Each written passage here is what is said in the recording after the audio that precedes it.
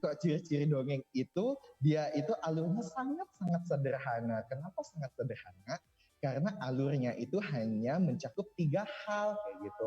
Yang pertama, alurnya adalah kita bahas struktur ya. Pertama adalah orientasi gitu. Nah, orientasi ini adalah pengenalan dulu. Nah, apa yang dikenalkan sebenarnya ada pengenalan tokohnya, latarnya, kayak gitu kan, latarnya, tempat, waktu, dan suasana. Misalnya nih, kisah pada zaman dahulu kala, di suatu negeri hiduplah seorang nenek sihir yang sangat jahat. Nah, kita udah lihat nih, oh ada tokohnya. Tokohnya siapa? Nenek sihir, kayak gitu kan. Gimana karakternya? Oh sangat jahat. Di mana tempatnya lagi? Oh di sebuah hutan. Diceritakan secara sangat sederhana agar kita mampu mencernanya dengan baik. Oke, kemudian kedua barulah muncul yang namanya komplikasi. Nah, komplikasi ini berarti muncullah masalah-masalah baru yang ada di cerita tersebut. Dari munculnya satu masalah hingga masalah-masalah barunya itu muncul dan masalah-masalahnya memuncak nanti. Misalnya nenek sihirnya jahat nih, akhirnya nenek sihirnya ini iri sama kecantikan seorang putri yang bisa mengalahkan kecantikannya kayak gitu kan. Memang nih dasar ya nenek sihir bau tanah, mau aja masih iri sama orang, sadar usia dong nek ya kayak gitu kan. Tapi ya namanya juga cerita dongeng atau fantasi kayak gitu kan, ada aja nih kekuatan nenek sihir. Misalnya nenek sihirnya ini mampu merubah bumi dari bentuk bulat menjadi love, ya kan kita nggak tahu kan, namanya juga kekuatan sihir gitu, dengan kekuatan cinta gitu.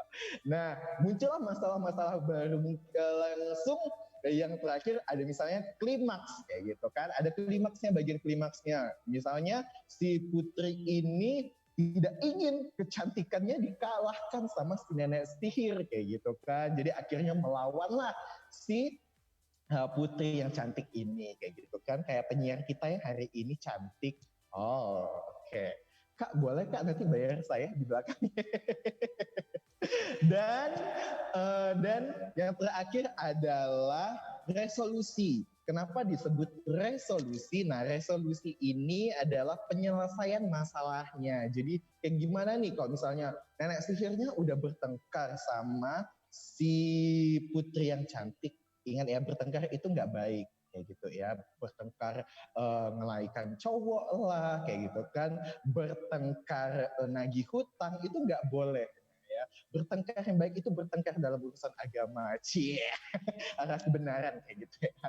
Nah, jadi diselesaikanlah masalahnya kayak gitu kan. Misalnya masalahnya selesai, oh ternyata si nenek sihir ini adalah ternyata ibu kandung dari si putri yang cantik jelita ini, karena sebenarnya dia melanggar aturan dari nenek moyangnya. Wah, jadi berubah nih ceritanya. Sebenarnya nenek sihir itu dulu dijahatkan sama putri mati, ternyata si penyihirnya itu dimaafkan sama si putri karena ketulusannya. Akhirnya si nenek sihirnya berubah jadi si ibu kandung si putri yang cantik jelita ini. Hidup damai lah, sejahtera kayak gitu ya.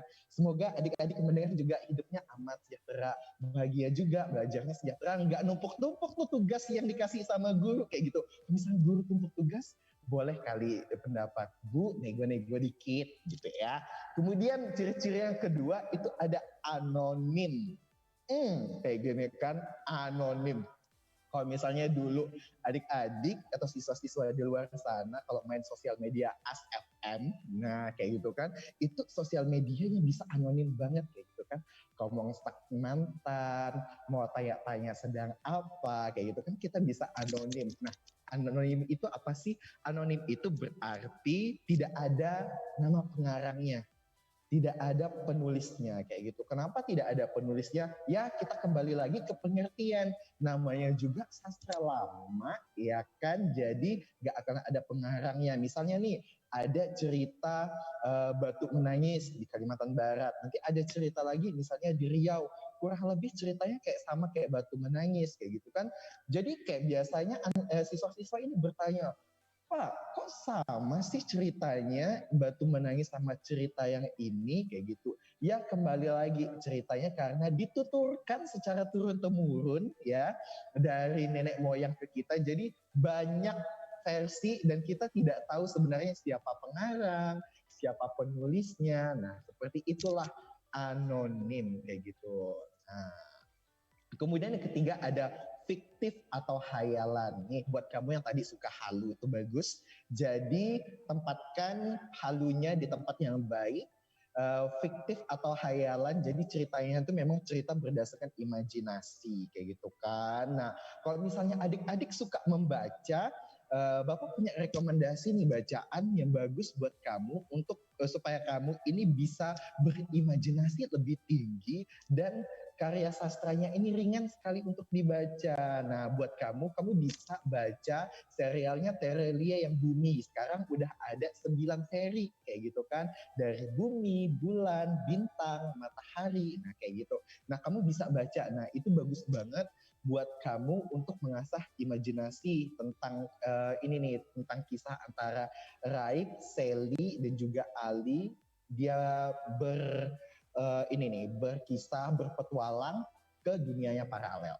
Kemudian yang keempat terakhir adalah ditulis dengan gaya pencitraan secara lisan karena diturunkan secara turun temurun tadi. Nah, itu dia ciri-ciri dongeng. Jadi kalau misalnya kamu melihat ciri-ciri ini di suatu cerita, oh iya ini pasti dongeng. Tapi kita lihat lagi, dongeng itu banyak jenisnya. Nanti mungkin di pertemuan berikutnya kita akan bahas ya kalau diundang lagi, oke? Okay? Nah, selanjutnya kita akan bahas nih tentang apa aja sih unsur intrinsik ceritanya di dalam dongeng ini, Pak? Oke, nah unsur intrinsik cerita itu di sini ada 6 unsur intrinsik cerita. Intrinsik, kalau misalnya kita dengar kayak jarang sekali ya intrinsik kayak gitu. Nah, intrinsik ini sebenarnya adalah unsur pembangun dari sebuah cerita. Cerita ini tidak akan menjadi cerita yang utuh, cerita ini dan dongeng ini tidak akan menjadi dongeng yang baik apabila tidak ada unsurnya. Nah, karena unsurnya ini adalah unsur-unsur yang membangun. Kayak ibarat kita analogikan, kalau misalnya rumah. Apakah rumah itu akan berdiri jika tidak ada pondasi, jika tidak ada tiang, dan tidak ada dinding? Nah, unsur intrinsik ini adalah tiang, dinding, pondasi yang akan membangun dongeng ini menjadi suatu cerita yang utuh dan mampu menghadirkan pesan yang akan disampaikan kepada para pembaca. Buat kamu yang membacanya ya ada di rumah ini, kayak gitu kan. Nah, apa aja sih unsur intrinsik yang ada di dalam dongeng ini? Nah, buat kamu yang masih di rumah, buat kamu yang masih menyaksikan 101.8 FM, suara kreativitas ini, kamu boleh ya siapkan catatan. Mungkin aja nanti keselibet nih, aduh Pak, aku lupa nih, kayaknya memori aku nih suka-suka lupa kayak gitu loh Pak. Nah, kalau misalnya suka lupa, solusinya adalah ya menulis. Nah, jadi boleh nih siapkan catatan. Camilannya juga boleh diambilkan di rumah kayak gitu. Asal jangan camilan tetangga aja ya yang diambil. Nanti ribet urusannya panjang nggak jadi belajar ya kan. Nah, kita lihat nih apa aja unsur intrinsik yang ada di dalam dongeng ini. Yang pertama adalah tema. Nah, apa sih sebenarnya tema? Kok misalnya adik-adik lihat di Selandia yang di hadapan itu unsur intrinsik yang pertama adalah tema. Di situ ada gambar eh, induk bebek yang sedang mandi bersama 3 ekor anaknya. Oke, 3 anak-anak bebek ya, bukan ekornya ya, tapi anak-anak bebeknya. Nah, kalau misalnya tema, kita hubungkan dengan tema. Tema itu adalah gagasan sebuah cerita. Jadi adalah ide dasar, ide yang mengembangkan, yang membangun sebuah cerita ini menjadi cerita yang utuh. Nah, kalau kita lihat gambar tersebut, bisa saja temanya adalah kasih sayang seorang ibu kepada anaknya. Nah, kemudian dikembangkanlah cerita tersebut, misalnya pengenalannya si ibu ini akhirnya menetaskan anak-anaknya kayak gitu kan. Kemudian dia sangat menyayangi anak-anaknya. Kemudian muncullah timbul masalahnya, ada elang yang hendak mengambil anak-anaknya ini, kayak gitu kan. Nah, itu adalah tema sehingga ibunya ini terus berjuang untuk mendapatkan anaknya kembali, kayak gitu kan. Misalnya ibunya meminta bantuan, misalnya meminta bantuan burung perkutut, tapi burung perkutut ini sayapnya nggak terlalu besar, nggak bisa mengantarkan si bebek. Padahal si bebek ini bisa terbang, tapi jaraknya nggak panjang, kayak gitu kan. Lalu dia minta bantu lah sama burung Garuda yang mungkin bisa mengembalikan anaknya. Nah, itu jadi perjuangan seorang ibu, kita bisa lihat. Nah, inilah gagasan cerita, gagasan-gagasan yang akan membangun keseluruhan cerita yang ada di dalam dongengnya. Nah, itu adalah tema. Jadi kalau misalnya nanti masih nggak paham nih Pak untuk menentukan tema, boleh ya komentar atau kirim chat melalui WhatsApp pertanyaan. Nanti kita akan bahas kembali. Oke. Kemudian yang kedua itu adalah tokoh. Nah, nggak mungkin di dalam cerita itu kalau nggak ada tokoh. Ya, tokoh itu adalah pelaku di dalam cerita yang memiliki berbagai macam watak. Oke. Nah, tokoh inilah yang akan menghidupkan karakter-karakter yang ada di dalamnya dengan watak-watak yang berbeda. Kan nggak seru ya kalau misalnya di dalam cerita tersebut misalnya dongengnya ini adalah bawang merah, bawang putih. Masak keduanya bawang putih kayak gitu kan. Ya kalau masak cuma bawang putih juga nggak enak, kayak gitu juga dengan cerita. Kok misalnya semuanya itu sifatnya baik, ya kayaknya lempeng-lempeng aja di dunia ini kan ya. Termasuk di dunia ini kayak gitu, manusia karakternya ada jahat, ada baik kayak gitu. Kalau semuanya baik, aman-aman aja di dunia ini, nggak akan ada yang namanya kantor hukum lah, penjara lah. Nah, nanti banyak yang kehilangan lapangan pekerjaan. Kita kembali lagi ini ke pembahasan kita ya. Nah, jadi nggak bakalan seru kok misalnya semuanya karakternya jahat kayak gitu kan. Aduh, jahat lagi. Sakit hati ini yang baca, sakit hati yang melihat kan. Nah, pelaku-pelaku inilah yang menghidupkan karakter. Contohnya nih, kamu bisa lihat di gambar Selandia yang ada di depan kamu. Nah, di situ ada tokoh. Itu saya ambil dari kisahnya si Timun Mas. Oh, ini film yang dulu ketika saya zaman SD, filmnya diputar berulang-ulang sampai hafal dialognya. Kenapa kok si Timun Emas dikejar-kejar sama si raksasa? Naksir kali ya si raksasa sama si Timun Emas. Enggak, ternyata dia pengen ngambil si Timun Emas, punya perjanjian sama emak bapaknya. Memang lah ya, emak bapaknya ya. Menggadaikan anaknya, nggak boleh itu menggadaikan anak ya. Nah, kayak gitu. Jadi si tokohnya ini raksasa. Kok misalnya adik-adik lihat, nah karakter tokoh itu juga bisa digambarkan lihat dari mimik wajah ekspresi dari si gambarnya ini. Kok lihat pengarangnya, kalau kita lihat gambarnya yang ada di Selandia itu, kita lihat kan, oh raksasanya gede ya, ya ampun cakarnya panjang nih, warnanya hijau, menyeramkan sekali ya. Nah, kayak gini penggambaran seorang tokoh karakter yang ada di dalam dongeng atau ceritanya ini. Nah, wataknya berbeda-beda juga kayak gitu. Kalau kita bahas watak, ada watak secara sederhana ya, ada protagonis dan antagonis. Apa sih protagonis dan antagonis? Kalau kita lihat lagi, kalau misalnya dongeng si bawang merah dan bawang putih. Nah, bawang putih ini wataknya protagonis. Bawang putih protagonis, pasti bisa membayangkan, oh protagonis ini berarti adalah tokoh yang sifatnya ini baik. Dia setuju sama alur ceritanya kayak gitu kan, mendukung alur ceritanya kalau dia ini adalah watak yang suka didukung biasanya oleh kita ya.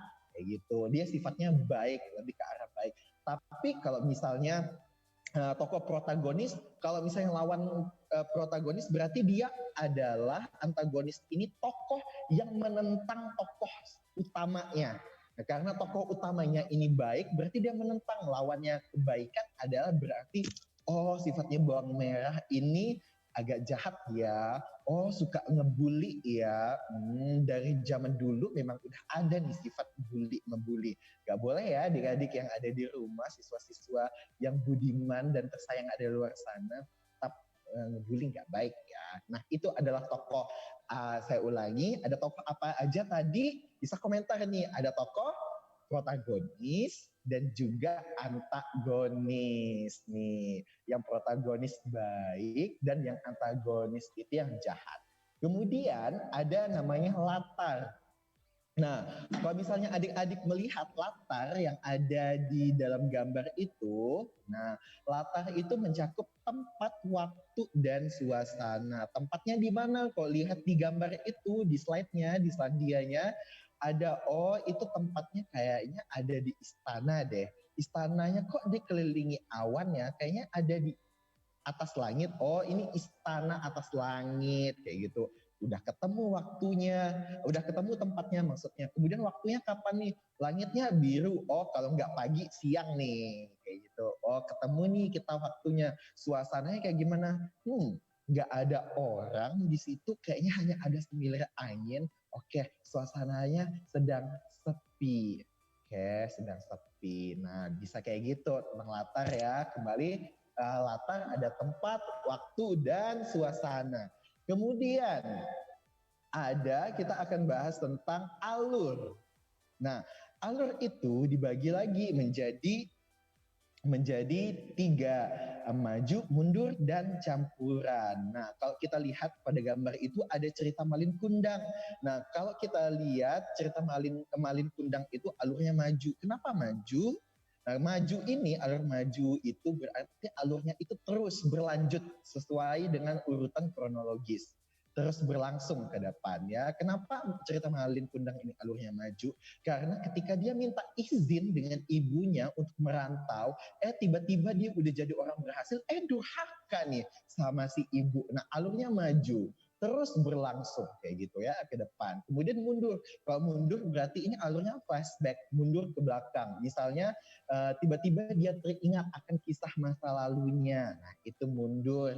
Dan yang terakhir adalah campuran. Campuran ini berarti penggabungan antara maju dan mundur. Dan kemudian yang selanjutnya adalah sudut pandang. Nah, kalau kita membahas tentang sudut pandang ini berarti adalah cara pengarang bercerita di dalam dongengnya ini atau di dalam ceritanya ini. Ada misalnya dia menceritakan, aku adalah seorang anak biasa. Ya, mungkin biasa, tapi aku memiliki kekuatan yang orang-orang tak tahu. Aku memiliki kekuatan bisa mengubah orang yang membenci menjadi menyukaiku. Nah, misalnya kayak gitu. Pakai aku dia. Nah, kan pakai aku. Berarti aku ini sudut pandang orang pertama nih, kayak gitu kan. Kemudian ada muncul dialog, kayak gitu kan. Hei kamu, kenapa sih kamu tidak menyukaiku? Apakah aku tidak serupawan itu? Misalnya ya. Nah, dia pakai kamu, kayak gitu kan. Oke, kamu nih sudut pandang orang kedua nih, kayak gitu. Dan terakhir misalnya, ada sudut pandang orang ketiga pakai dia misalnya ya mungkin dia hanyalah seorang manula tua renta yang mungkin hampir lagi dimakan usia, tetapi aku sangat mengaguminya karena dia adalah sosok yang sangat menginspirasiku. Nah, ini adalah sudut pandang orang ketiga, dia pakai dia. Oke. Nah, tadi sudut pandang ada orang pertama, kedua, dan ketiga. Dan yang terakhir itu adalah amanat.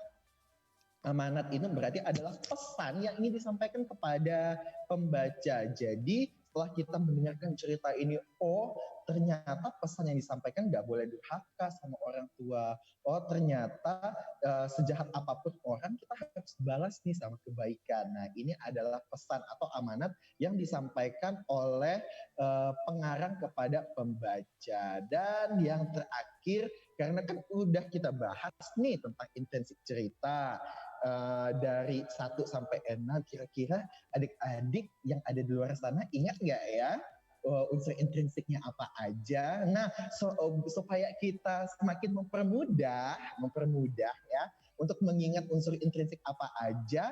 Nah, kita bisa nih bernyanyi tentang unsur intrinsik cerita, tapi pakai lagunya Manuk Dadali. Jadi kita dengarkan juga, kita juga bisa mengingat kembali nih lagu-lagu daerah yang ada waktu dulu kita masih kecil, kayak gitu kan. Kita harus tetap nih mencintai lagu-lagu daerah kita.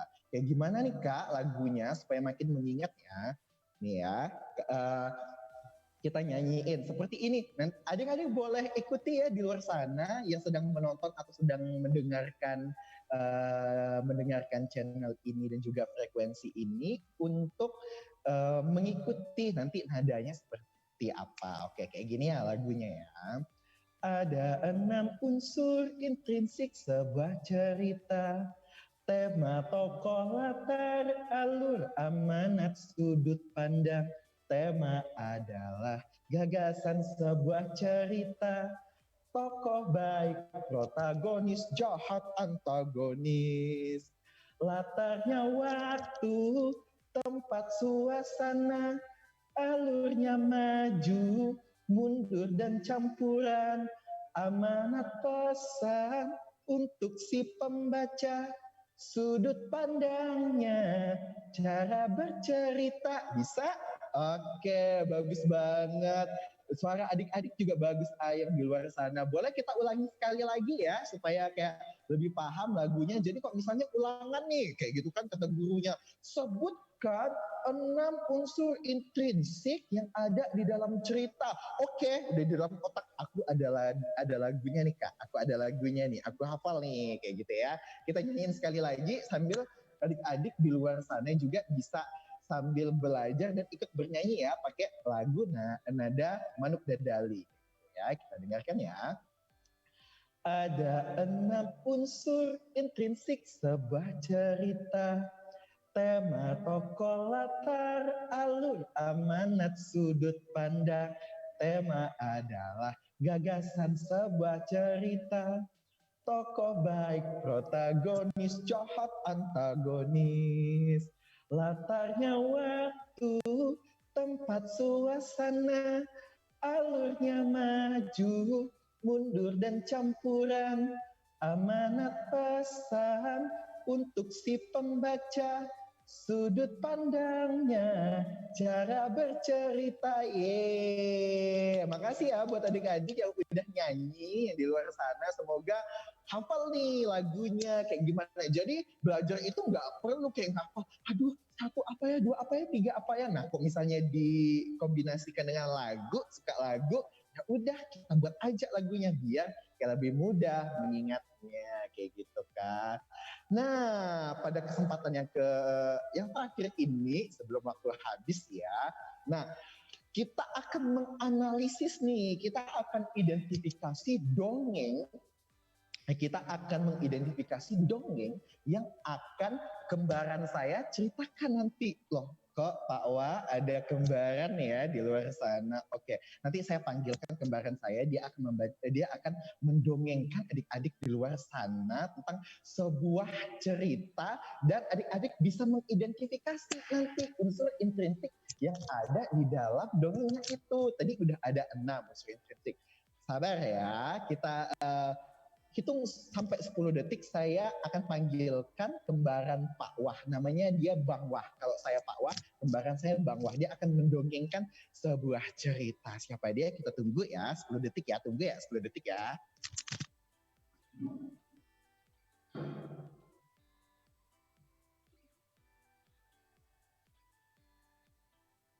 Oke, nggak sampai nih 10 detik. Oke, nggak sampai nih 10 detik. Udah ada Bang Wah di sini. Halo adik-adik semuanya, apa kabar?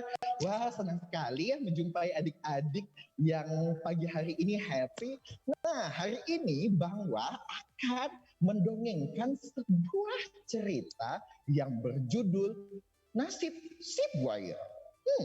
Dengarkan baik-baik ya, nanti kita akan analisis unsur intrinsik cerita yang ada di dalam dongeng ini. Nih, dengerin baik-baik ya. Judulnya tadi adalah Nasib Si Buaya. Pada suatu hari, ada seekor buaya di tepian sungai di dekat hutan yang besar sekali. Nah, hari ini buayanya udah 3 hari belum makan. Perutnya terasa lapar sekali. Mau tidak mau, hari ini buaya harus makan.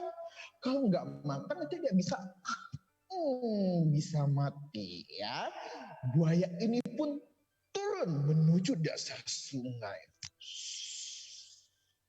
Sambil mengeluhlah si buaya ini. Perutku lapar sekali, aku harus makan hari ini. Dia turun ke sungai, menyusuri sungai, kemudian dia melihat ada seekor bebek yang juga berenang di sungai itu. Kemudian perlahan-lahan si buaya ini mengejar si bebek dan menangkap si bebek. Bebek pun ternyata menyadari kehadiran si buaya ini yang sedang memangsanya. Si bebek pun lari ini ketakutan. Kuak, kuak, kuak, kuak, kuak. Tolong, tolong, kuak, kuak, kuak, kuak, tolong, ini buaya, tolong.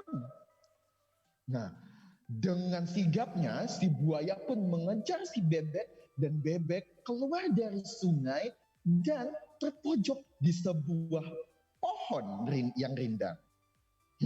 Buaya pun menyergap si bebek. Makan kau bebek. Begitu kata buaya. Si bebek pun merintih ketakutan dan teriak-teriak. Tolong, tolong, ampuni aku buaya. Tolong. Begini, tidak ampun bagimu si bebek. Begitu kata buaya. Si bebek lagi, tolong buaya jangan makan aku. Dagingku sedikit, kecil. Kau tidak akan kenyang memakanku. Lebih bagus kau makan saja kambing yang ada di tengah hutan dan kau pasti akan kenyang memakannya bebek. Begitu kata si bebek. Si buaya pun berpikir, bener juga ya. Kalau aku makan bebek, aku nggak bakal kenyang nih. Jadi dilepaskanlah ya si bebek itu. Oke, bebek, kamu akan kulepaskan. Tapi ingat, kamu harus tuntun saya ke tengah hutan dan menemui si kambing. Begitu kata si buaya kan. Oke, dengan ketakutannya si bebek pun mengantarkan nih si buaya ke tengah hutan. Oke. Dari kejauhan si buaya pun melihat lagi. Ada seekor kambing bertubuh gempal yang besar sedang makan rumput di bawah pohon yang rindang. Si bebek pun langsung meninggalkan si buaya. Oke, buaya kembali mengendap, kemudian menangkap dan menerkam si kaki si kambing. Makan kau kambing. Begitu kata buaya. Si kambing pun langsung berteriak ketakutan karena dia ini sedang memakannya. Ampun, ampun buaya, jangan makan aku. Begitu kata si kambing. Tidak ada ampun bagimu, kambing. Begitu kata buaya. Kambing pun bilang, buaya, jangan makan aku. Dagingku tidak banyak. Kau tidak akan kenyang memakanku. Lebih bagus kau makan saja anak gajah yang ada di tepi sumur. Kau pasti akan lebih kenyang memakannya si buaya. Begitu kata si kambing. Mendengar perkataan si kambing ini, buaya pun berpikir, benar juga, daging kambing ini nggak banyak. Aku hanya kenyang 3-4 hari aja. Mending aku makan si anak gajah. Bisa sampai 1 bulan nih aku kenyangnya. Begitu pemikiran si buaya. Buaya pun langsung melepaskan kaki dari cengkramannya si buaya dan dia menuju ke tepi sumur atau telaga yang ada di ujung hutan. Si buaya pun kembali berkelana dan mencari si anak gajah ini. Tak lama, tak jauh kemudian setelah berjalan, si buaya pun melihat, ada seekor anak gajah bertubuh besar, sangat menggairahkan dengan tumpukan-tumpukan lemak di dalam badannya, sedang asyik minum air dan bermain air di dekat telaga. Si buaya pun diam-diam mengendap dan langsung menerkam si anak gajah. Kumakan kau anak gajah. Begitu kata buaya. Dan si anak gajah pun langsung teriak-teriak minta tolong kesakitan kepada si induknya. Ibu, tolong aku ibu. Begitu kata si anak gajah. Dan kemudian mendengar pekikan si anak gajah, induk gajah pun langsung datang menolong si anaknya yang diterkam oleh si buaya ini. Dengan sigapnya, si induk gajah langsung datang dan langsung pergi untuk menolong si anak gajah. Bum, bum, bum, bum, bum, gitu. Nah, karena tidak terima anaknya mau dimakan sama si buaya, si induk gajah pun langsung menginjak-injak si buaya dengan sekuat tenaga. Bum, bum, bum, bum, bum. Si buaya pun minta ampun. Ampun induk gajah, ampun induk gajah. Dan akhirnya si buaya pun kehabisan napas. Dan akhirnya si buaya pun mati. Begitulah nasib si buaya. Nah, begitu adik-adik cerita tentang nasib si buaya ini. Seru kan ceritanya kayak gitu. Nah, adik-adik bisa tuliskan nih unsur intrinsik apa aja yang terkandung di dalam cerita-ceritanya. Bisa rumuskan temanya. Temanya apa ini kayak gitu. Temanya berarti tentang rasa bersyukur. Kenapa Kak bersyukur? Iya, si buaya ini udah dapat itik, dilepaskan. Dapat kambing, dilepaskan. Si buaya dapat lagi gajah, malahan dia akhirnya celaka. Nah, seharusnya kita itu sifatnya bersyukur. Kayak gitu kan. Tokohnya siapa? Ada nih buaya, ada kambing, ya kan? Ada si bebek, dan juga ada si gajah. Karakternya berbagai macam karakter, ada yang baik, ada yang jahat. Alurnya berjalan terus nih Kak, alurnya maju nih, gitu kan. Dan adik-adik bisa temukan lagi amanatnya apa. Amanatnya tadi selalu bersyukur, nggak boleh serakah, terus ibu harus selalu melindungi anaknya, dan jangan pernah takut sama siapapun, karena selama kita benar, kita harus bisa memperjuangkan kebenaran kita. Oke, nah itu aja materi dari Pak Wah dan Bang Wah. Terima kasih ya adik-adik. Oke, kayak gimana Kak ceritanya? Oke, selesai nih. Nggak terasa ya 1 jam udah. Oke deh, sudah selesai ya Pak ya dongengnya ya. Oke, udah. Aduh, seru sekali nih Pak belajar sama Bapak. Bener sini tuh kayak ngerasa didongengin sama Bapak juga, terus dinyanyiin sama Bapak juga tadi. Pastinya anak-anak murid Bapak pastinya kayaknya kalau dengerin materi ini kayaknya langsung paham ya Pak ya, karena dijelasin sampai sedetail-detail mungkin ya Pak ya sama Bapak. Oke, harus lebih cerdas anak muridnya. Oke deh, dan juga ini kalau misal Cindy cek dulu ini belum ada pertanyaan sih Pak. Mungkin karena udah paham ya, karena memang sangat dijelaskan sama Bapak Wah ya tadi. Dan juga untuk link YouTube kita karena sekarang lagi ada gangguan nih Pak. Nanti mungkin untuk recordnya nanti akan dikirimkan via email ke Pak Wah ya Pak ya nanti. Dan nanti akan kita upload di YouTube channelnya kita Pak. Oke Pak? Siap.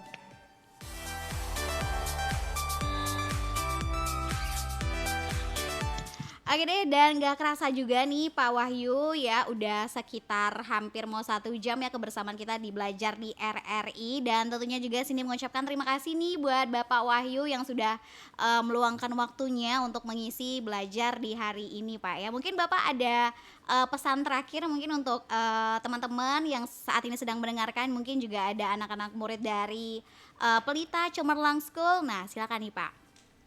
Oke, nggak usah pesan terakhir deh. Kayak mau ditancapin batu nisan gitu. Bukan ya, untuk mungkin ada Pesan terakhir motivasi, untuk heeh. sesi ini. Oke.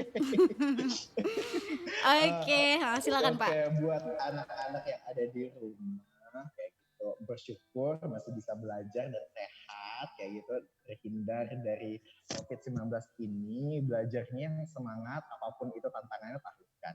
Karena pada dasarnya masa